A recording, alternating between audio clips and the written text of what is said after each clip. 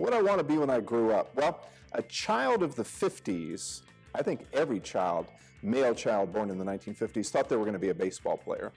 So I was going to play for the Washington Senators, but then that team folded and went to Texas, so that wasn't going to work out.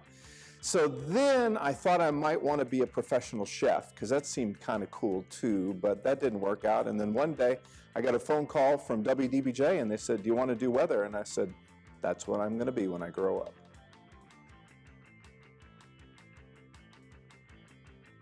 Best vacation ever? The last vacation I took. So one of the beautiful things about having children is that they drag you along as they listen to music as they're growing up. My boys are now in their young 30s and upper 20s, so they're not around anymore to guide me, but if it weren't for my sons, I would never have discovered alternative music, but I really like all kinds of music. Classical music, bluegrass music, anything that's on, and mainly anything that's new. That's what I like. In terms of my iPod, I would have to say that right now, every time I turn it on, there's a Foo Fighters song in there. I'm not sure why. Every now and then the question comes up, if you could spend some time with somebody historical or somebody famous, or maybe go out to lunch with somebody, who would it be?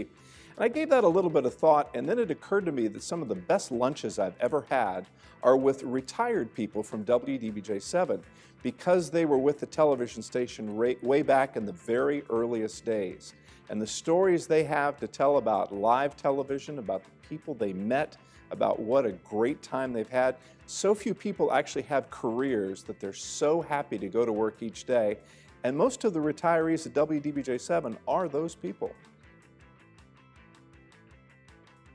What do I like to do in my spare time? I have a fascination these days with fermentation.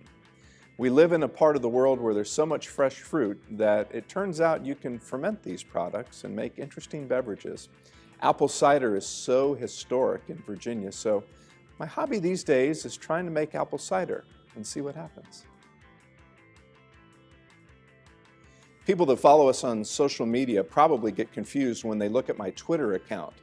It rarely has any weather on it at all. If you want weather on Twitter, you go to WDBJ7 Weather.